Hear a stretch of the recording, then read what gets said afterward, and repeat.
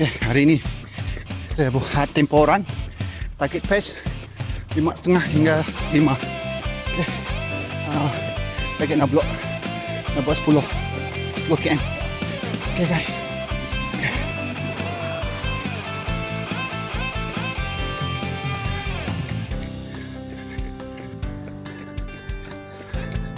Okay.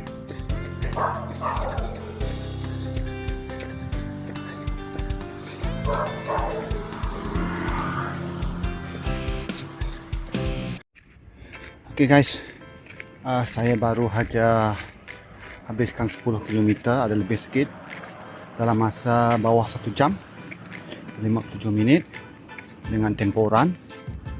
Temporan target dalam, kalau ikutkan perancangan awal, dalam 5 ke 5.5, tapi ada lari sikit dalam 5.36 sebab mungkin ada bukit kan, kawasan ni ada bukit sikit, elevation dia sloping dalam 13%, bukit dia sedang tidak rata juga, dalam lebih kurang dalam 40 ke 50 meter dalam 100 meter, dan sekitar jalan pun ada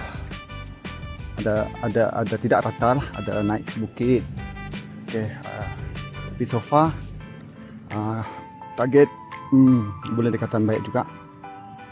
Okay, 10 km.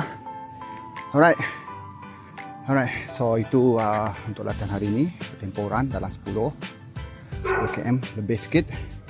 Alright, my God. Alright.